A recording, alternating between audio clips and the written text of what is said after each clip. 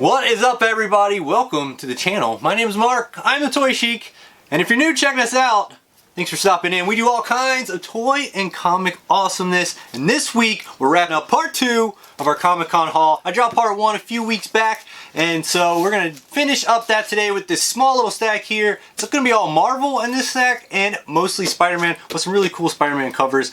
Also the really big banger in there. We'll show off that, very excited about that, but they're all really great covers. So if you're here for the toy stuff, I got you on the next one. Let's get through these comic books so we can keep that train moving along. And let's get moving along right now. Alright, so our first book you can already see is up. We have a couple books that aren't Spider-Man, so we're going to get through those ones first. And this book isn't like a big key or anything, just a cover that I've always liked. It's a pretty old book as well, 2007 on this one, The Mighty Avengers. I did not read the Avengers during this time, this series, so I don't know if it was good run or whatnot. It was a Dan Slott run back then. And flipping through, you can see the artwork there. You do have Ronan and Vision, and they go up against Scarlet Witch, who's actually Lady Loki that's using her magic to pretend to be masquerading as the Scarlet Witch.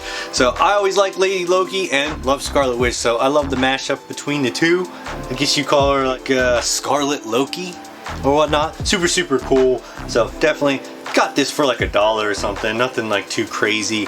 The artist on this one, the first artist or cover that I have by this artist, I had to write this one down. Kahoy Pham cover on here, whatever it is, he did a bang up job on it. Just bang up, good sir, bang up. All right, our second book is not one of my favorite covers. I will tell you what. It is going to be Magic issue number 1 from the 4-issue miniseries. Pretty old book. This one came out in 1983. If you know the Magic character from the X-Men universe, one of my favorite characters that's in the Marvel universe. I do have some covers in my collection to represent my love for that character. I never got this book because I just absolutely hate the cover on this one. This is the origin of this character, so if you're looking for that key issue, this is going to be in that miniseries. I haven't actually read this miniseries. It's during the Chris Claremont timeline of comic books. He was writing a lot of X-Men stuff, just absolutely killing it back then. So I have flipped through the issues. I just haven't committed fully into it. So if you don't know, Elena Rasputin is the sister of Colossus. She's stuck in limbo, and in this miniseries, she's actually being saved by Storm, an alternate reality Storm, trying to save her from limbo. So artwork, I believe, by John Buscema. You can see some of it here. The artwork and the interior is much better than the cover, and I just absolutely hate this cover so much. I will not be keeping it in the collection, even though I actually like this character. I only got this for a couple bucks too, so not really a really big deal, but definitely hoping that one day they're gonna do something really awesome with this character. They've already used her in the New Mutants movie that came out, played by Anna Taylor-Joy, taking 2 of my favorite things and putting them together. Give me the fish-eyed girl playing a dark demon witch. That sounds fantastic. Absolutely take it, sir. So, that's going to be it for the 2 books that aren't Spider-Man. Let's check out the first Spider-Man book. Our first Spider-Man book is going to be a nice little quirky key. For all those not in the know, this is going to be the super odd Spider-Hulk. You're probably asking, why the hell is Spider-Man and the Hulk combined into a character? Well, let's take a look inside, shall we? As you can see here, we got Spider-Man, Peter Parker, hulking out, baby. You cannot stop Spider-Hulk. That actually would not be a character that would be good, because both of those characters have a good set of skills, and they're both really strong, so I don't know if I'd like that very much. There's a Hulk swinging around. You know the Hulk can jump really far, right? I don't know why you have to swing. In any case, artwork on the cover by another artist. It might be my only book by him, maybe, in my collection. Alex Soviuk. Whoever he is, definitely did a weird one. This book always looks good behind the comic book wall whenever I see it at a shop. It always catches my eye. It's definitely a book even if you're not a collector of Spider-Man, you're just like, what the hell is that? And it catches you. It's a conversation piece for a few minutes for sure. Web of Spider-Man issue number 70. Pretty old book. I want to say this came out in like 1990, maybe 91-ish, around that time. So this is a fun book to have. I didn't pay very much. I know a couple years ago this book was kind of catching a little bit of heat. I don't know if they rebrung this character back in the new comics or whatnot, but just a book for a couple bucks. Definitely wanted to add to the Spider-Man collection.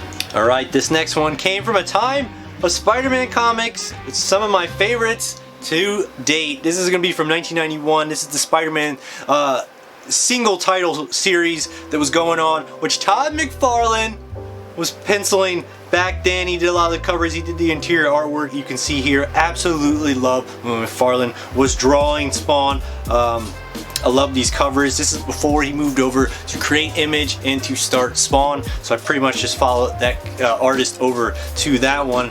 But I just love it. Always loved how he drew Spider-Man. Love his storyline with the symbiotes and what he did with that, and just some of the best stuff that was going on during that time. As you guys could see, you had Wolverine, you have Wendigo in here. They do make some cameo appearances, looking all ferocious and awesome as McFarlane can draw, but they do show up in the next few issues that are after this as well to interrupt in the storyline. So really cool there. Only paid a couple bucks. Really clean shape on it as well. I'm very excited to finally have this cover in the collection. All right, and this next one, I wanted this book for a real long time. Also coming from the man, the Todd father. Yes, Spider-Man issue number 1. Definitely a high printed book, but a very iconic Spider-Man as well as McFarlane cover. This is number 1 in the title series, issue number 1 in that series that ran for so long. This was the introduction of variant covers to the comic book world. McFarlane brung that in with this. This is when he started penciling his own series. You guys saw the issue right before that. So this one came out in 1990, and you can see the different options that you could have got of this cover back then. We do have the black version and we have gold version. You could have gotten this poly bag as well. This is the only version variant of this cover I have, just the common one there. But definitely a cover that is recreated, drawn by so many different characters in this pose. McFarlane actually wound up doing a Spawn issue paying homage to this cover. I'll show you a picture of that right there.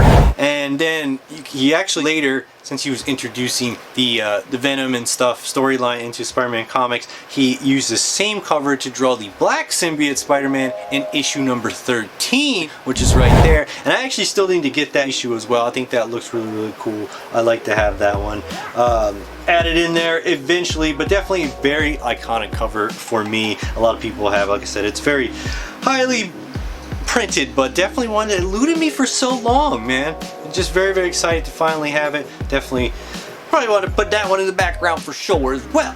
Alright, and this one is a fun little Spider-Man book. Some of you guys might recognize this. Even people that don't have Spider-Man comics, I have seen this book in their collection. The Spider-Man Special Edition, issue number 1, 1992. You can see these books are all from the 90s. This is the best time be a Spider-Man fan, in my opinion. So this is a crazy little book. This would have been a mail away book that you would have sent a $5 donation to the UNICEF Foundation, and they would have sent you back this book. I believe it came with a poster. It is embossed on the cover, and it's a thicker book, as you can see there.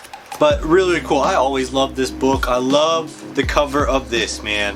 The Trial of Venom. You got Daredevil appearance in there. As you can see, the artwork in here, really cool as well. I loved when Venom had the super elongated jaw, tons of teeth, just very, I don't know, mutated looking, just super crazy during that time. You got the Jim Craig cover. Also another artist that might be the only one I have in my collection of him, but again, he killed it. Banger drawing that there. So really cool to have this one. Also, all these books, as you saw, didn't pay very much. This one might have been like $5, but really cool. It does have some wear to the corners and whatnot, and getting this book in a nice high grade, I don't see too often come up. They usually have a little bit of wear to them, so really cool to have that book. A message from the U.S. Committee for UNICEF. I remember they used to have commercials for that thing. Alright, let's get into the last book, the banger, the best one. What is it gonna be? Alright, and the last book was actually the book I went to this con hunting. This is the one that I wanted to spend my marbles on. One of my favorite Spider-Man grails of all time. From the Todd Father again. Amazing Spider-Man issue 316, an iconic cover just like the issue 1 of the Spider-Man title that is recreated, homaged all the time. So many characters in this same cover format with the lines of every color. Absolutely crazy. This is going to be the direct edition. You can get the newsstand, which would have the barcode, but I love the during this time when McFarlane was drawing the Spider-Man titles, he would draw the really cool heads on them. See, there's one there, and I think no, not on that one. So yeah, I always love when they have the little faces on them. I looked for those. I'd rather have direct versions. This book I've wanted for a really long time. I've seen it go up over the years when it really wasn't that much, and now it is quite a lot. This one is in really good shape. I actually did not pay the price that you see on there. I did get it for a deal. It was right at the end when they were about to close up, and I actually think I got it. He lost money on the deal, we'll say, but really cool. This is from his personal collection, and it went into mine, and I'll never get rid of it. I only had a few Grail Spider-Man books that I always wanted to have, and this was one of them, so it's definitely one that I needed to track down for a lot of time. It just would always lose in the eBay auctions as it go too high. So I was very excited to go to the show, hunting it, and to actually leave with the book I wanted, plus so many other awesome McFarlane books that were on there. This one is not from the solo Spider-Man series that he was penciling, but when I believe it was first introduced into the Marvel world, he was penciling for Amazing Spider-Man title, and was introduced to Venom. You had like Spider-Man 300, that very iconic issue, the first appearance of Venom. So a lot of really good titles and books that he did artwork during that run. So very excited to get old one too. One of the oldest we have of today, 1989, first cover appearance of Venom. Got the awesome blood. Man, this cover is so nasty, and I'm just so excited to finally have this that I can put on display with all my other really awesome Spider-Man keys. We're not going to be flipping through this one today, so you've seen what McFarlane looks like when he draws his stuff. We don't need to open this one. It's too perfect. It's too valuable. We're going to leave that in there. But it does have really awesome artwork inside. McFarlane, man, killing it in the 90s. So that's our stack of books. Which one was your favorite? Let me know. Hit it in the comments. Let me know what your favorite was, and I'm going to tell you what my favorite one was right now. Alright guys, and that's going to bring us to the end of today's video. Hope you guys enjoyed it. I told you there was a lot of really cool Spider-Man covers there today. Besides that weird magic one that we went over, it's just a weird cover. I love magic, but I don't like that cover. Obviously, we got the symbiote trial. This cover is always super dope. The embossed cover, his little head popping out, very cool. But of course, gotta go with the Spidey 316. Definitely the highlight of today. Put this in the background for sure. Grail Spider-Man comic, like I said. So very excited to finally have this one and be able to enjoy it in the background. Once I show it off to you guys, I can put it in the background and enjoy it. So that will be really cool as well. I'll probably put this one up too. Definitely love the McFarlane Spider-Man #1. Printed a lot, but great cover. Definitely. So, let me know what you guys thought. Which comic book was your favorite out of today's Comic-Con haul? Like I said, those have been sitting in here for a very long time. And it's nice to, you forget that they're in the closet, and you go and see these really awesome books. So very excited to finally be able to enjoy them. After so long, now I'll file them and put them with their little comic book community, and I won't look at them for a really long time again. It's absolutely stupid what we do as collectors. But if you guys got something out of it, make sure you hit that like button. Please subscribe to the channel if you enjoy these videos. Definitely love seeing you here, and make sure you stay tuned for new drops. Working on a new toy one, like I said, for you guys. So that will be coming out soon for all you guys to enjoy. But until next time, my name is Mark. I am the Toy Sheik. Mad love. geek out, and see you guys on the next episode.